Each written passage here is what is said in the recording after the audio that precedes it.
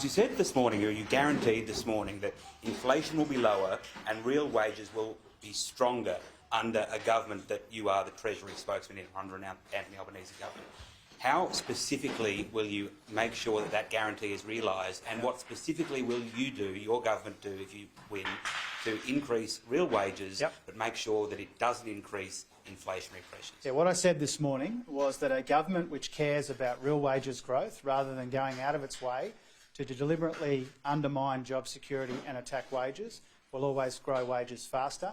And if a plan which is about taking the inflationary pressures out of a growing economy will always give us a better chance to get inflation down. Now, we don't pretend that if Labor is elected on one day, that the next day that all of these challenges will be dealt with. These are big, entrenched challenges.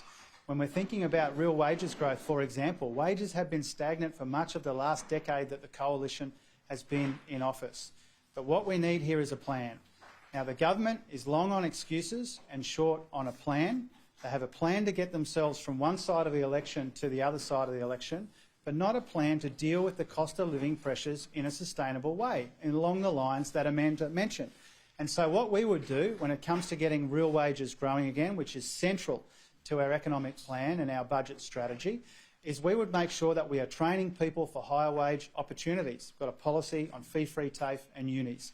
We make sure, as Amanda said, that if people want to work more and earn more, they can, because childcare is cheaper and more accessible.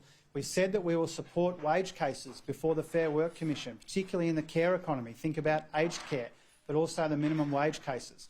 We said that we want to deal with labour hire undermining wages and job security. We want to deal with the gig economy. There are a whole range of proposals that we've made.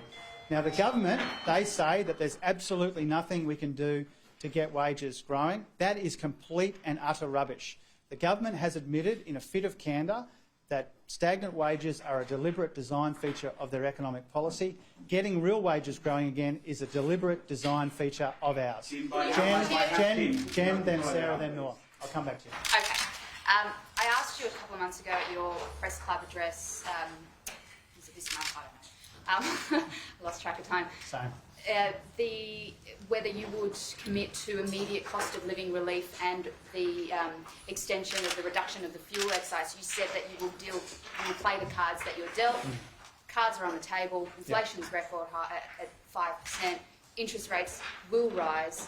So I ask again, will you give one-off cash handouts to help ease the pressure for immediate cost of living relief, and will you extend the fuel excise? Yeah, so a couple of things about that. Now, we are committed, if we're successful on the 21st of May, to handing down another budget this calendar year, and that budget will take into consideration the existing economic conditions, and it will implement our plan for a better economy and a better future. And so we will play the cards that we are dealt at the time. You know, I have said publicly many times, including on the night of the budget, that this cost of living relief is important in the near term. It will be difficult to extend it forever. Now, we can't do, in a budget which is riddled with waste and rorts and it's got $1 trillion in debt with not enough to show for it, you know, we can't fix every problem in one budget, but we will be more attentive to cost of living pressures than the government. We've got a plan to get real wages growing again, and that matters as well. On the specific policies and extending them, I've made lots of comments about them in the past. We'll see what the budget and economic conditions are at the time, but it will be hard to extend that relief indefinitely. One-off cash handouts. That might be the only thing that you can to help ease. Well, that would need. We would play the cards we're dealt at the time. That would need to balance the inflation in the economy, which is substantial, with the budget position, which is substantially dire. We would weigh all of that up, do the right thing by the budget and the economy, and particularly by Australians.